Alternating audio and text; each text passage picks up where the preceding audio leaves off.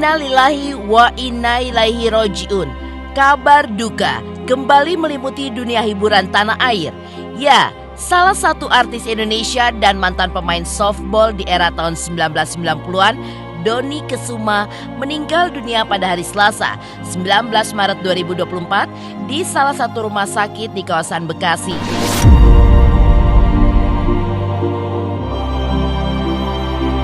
Ya, kabar duka ini pertama kali dikonfirmasi oleh akun Instagram Ferry Mariadi yang menyebutkan bahwa Dony Kesuma telah mengembuskan nafas terakhirnya.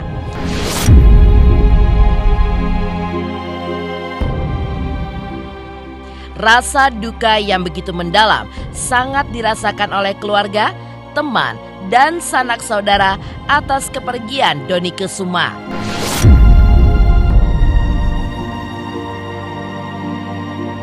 Lalu, seperti apakah sosok Dony Kesuma di mata keluarga, sahabat, dan juga handai tolan atas kepergian almarhum untuk selamanya? Ya, kebaikan sosok Dony Kesuma selama masih hidup begitu melekat di hati setiap orang yang mengenalnya, yang begitu kehilangan sosok almarhum yang kini telah pergi untuk selamanya. Kami segenap redaksi Intens Investigasi mengucapkan turut berduka cita atas wafatnya Dony Kesuma. Semoga amal ibadahnya selama masih hidup diterima Allah Subhanahu wa Ta'ala. Bahwa alhamdulillah Bapak cukup membaik progresnya, dosis obat mulai diturunin. Namun mungkin Allah bertakdir lain. Jadi tadi kejadiannya kalau aku setelah pulang kampus itu jam sampai rumah jam 3, pokoknya jam setengah 5 dikabarin sama kakakku. Jadi dikabarinnya katanya gue tolong kesini bawa papa itu kabarnya ngedown lagi. Aku langsung buru-buru ke sana. Ternyata di sana udah dikasih untuk penyelamatan, udah dikasih obat dosis yang dikembalikan dosis yang paling tinggi lagi, dan itu tidak bisa ditinggikan lagi. Jadi akhirnya kita lihat beberapa menit untuk melihat tensinya atau apa, itu mungkin dokter yang lebih mengerti. Lalu ternyata ada penurunan. Akhirnya 20 menit terakhir dokter keluarga dan dokter bersepakat memutuskan untuk melakukan pompa manual pada jantungnya. Namun udah 20 menit sayangnya papa nggak bisa tolong. Jadi sakit jantungnya sendiri itu sebenarnya udah dari 2015. Itu udah mulai dipasang ring. Kita semua keluarga menyaksikan di dalam ruangan tersebut. Apa ya? Mungkin tidak dikatakan ke aku, tapi mungkin pengen anak-anaknya sukses, anak-anaknya bisa meneruskan seperti papa, jejaknya seperti papa. Rencananya bulan Ramadan pastinya kita mau, pastinya tiap lebaran kita ada tradisi untuk pulang kampung ya. Jadi kita udah mulai, kita nginep di sini, namun sayangnya Allah bertakdir lagi. Firasat mah kita harusnya berpikir positif ya, tapi sayangnya ya gitu. Papa mah sangat bekerja keras, nggak kenal lelah gitu, terus kayak selalu menomorsatukan anak-anak sih, kakak, aku, sama adik aku. Itu tanggal 16 Maret tuh mengeluhkan sakit, jadi di kronologinya dia nelfon karena kita itu kejadian setelah sahur papa tuh nelfon ke semua anggota keluarga karena papa di saat itu kamarnya dipisah untuk lebih tenang lah gitu. Akhirnya telepon semua, akhirnya yang angkat tuh mama bilang ngangkat, terus respon papa gini, tolong dong, nggak kuat, pengen segera diobatin. Akhirnya setelah itu bergegas kita semua ke rumah sakit untuk dilakukan pengobatan. Iya, kita semua di ruangan itu berempat melihat papa mengembuskan nafas terakhir. Lengkap semuanya. Kita ganti-gantian di kupingnya teriak la ilaha illallah. Kita kan sebenarnya papa itu dalam efek obat bius tapi tetap bisa mendengar. Ya kita semua pasti nggak ready ya kehilangan orang yang tersayang dari kita. Nah kita harus kuat aja lah, karena sebenarnya papa pun nggak mau kita ngeliat kita sedih ya. Sebenarnya dari kan sebelum ini nenek yang udah nggak ada, dari nenek pun katanya tahlilannya pun juga nggak mau yang terlalu sedih. Nah itu turun juga ke papa juga ngomong kalau bahwa dia saat tahlilannya itu nanti mungkin ya dibantu dengan bacaan ayat-ayat Al-Quran, tapi tidak mau semuanya terlihat seperti itu. Kaget ya, sedangkan dia suka olahraga, suka naik sepeda, terus suka naik gunung juga ya. Nggak tahu kenapa terus mungkin penyakitnya mungkin ya numpuk atau gimana mungkin, atau jarang periksa kali, nggak tahu saya. Kabarin begitu ya, tiba-tiba drop. Orangnya kocak ya, lucu, suka bercanda, sama juga suka olahraga. Kalau pas berdua suka ngobrol bercanda-bercanda sih, cukup akrab karena syuting bareng ya. Iya. Sempet tahu juga mungkin Saya dari syuting 6 bulanan kali, lupa saya, cukup lama sih serial. Setelah syuting waktu itu udah jarang ketemu, cuman kalau ketemu biasanya kan emang badannya besar ya, kelihatannya sehat-sehat aja. Tiba-tiba udah jantung kadang-kadang masuk beradakan.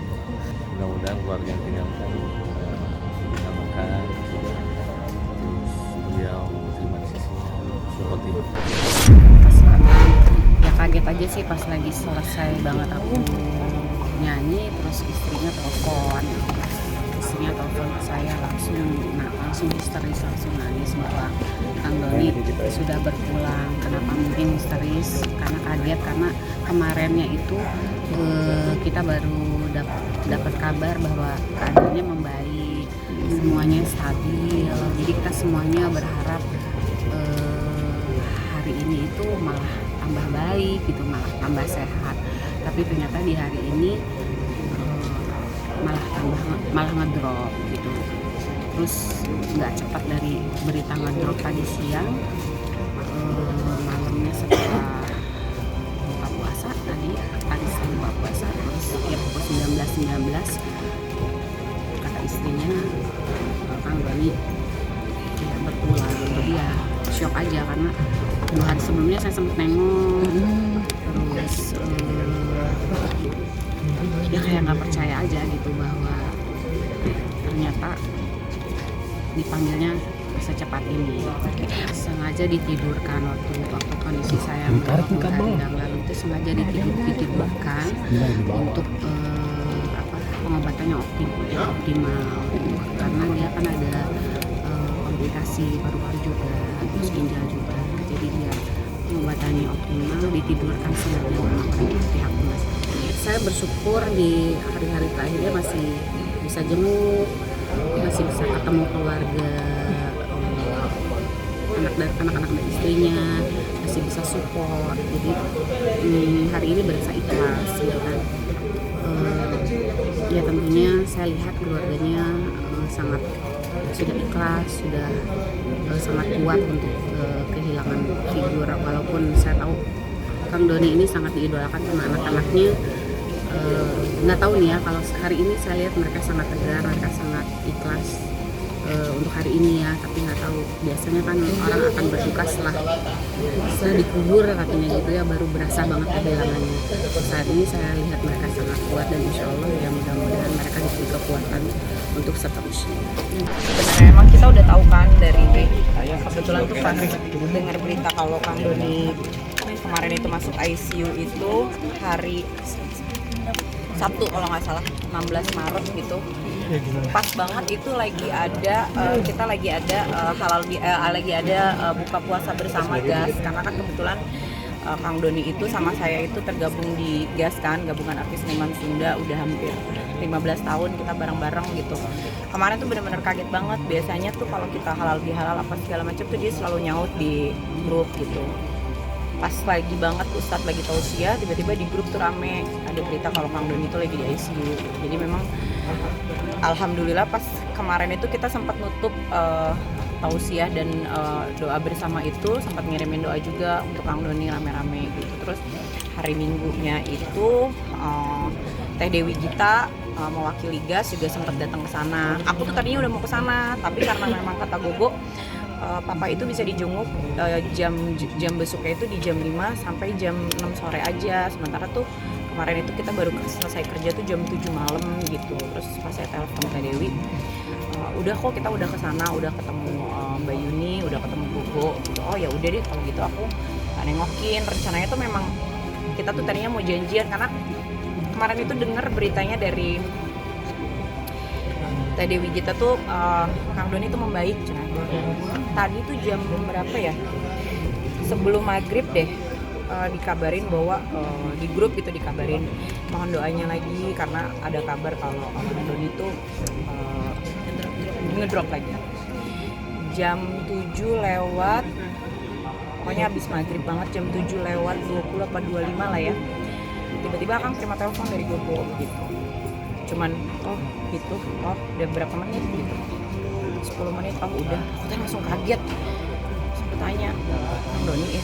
Iya, udah gak ada. Wah, kayak nyesel banget gitu pas kemarin tuh kita gak sempetin untuk ngeliat gitu, padahal mungkin bisa ya kita minta tolong sama pihak rumah sakit, kita pengen ngeliat sebentar aja gitu kayaknya. Tapi kemarin tuh bener-bener nyesel banget gitu, karena kita mikirnya dokter tuh memberikan penjelasan yang melegakan lah buat kita gitu, pihak keluarga tuh masih tahu penjelasan yang melegakan lah gitu. Mudah-mudahan lah bisa sembuh lah harapannya gitu. Luar biasa ya, saya tuh kenal dia udah lebih gas aja udah hampir 15 tahun, berarti saya kenal sama dia udah 15 tahun.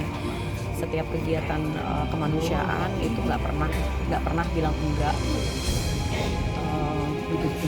Sampai kemarin terakhir itu kita bikin acara sosial di bulan November 2023 tuh kita sempat bikin acara kan penggalangan dana gitu. Dia tuh menyempatkan diri banget untuk datang latihan, padahal ya memang biasanya kan kita semua tahu lah gitu kalau gas tuh semua pendukung acaranya nggak ada yang dibayar secara profesional gitu, kita nggak ada yang dibayar dalam bentuk materi apa, nggak ada gitu. Memang yang dibutuhkan adalah support dan kerelaan aja untuk berpartisipasi gitu. Dan dia datang latihan, datang reading, di hari H juga dia semangat banget gitu. Datang tuh kita nanya, dari mana Kang, dari mana sih keringetan banget, naik angkot, orang naik angkot kata dia gitu kan. Waktu itu kita latihan di rumahnya Isda kan, dari mana sih Kang keringetan banget, naik angkot, orang tuh naik angkot nyasar lagi kata dia gitu, dari Sisirian gitu. Orangnya tuh menyenangkan banget lah.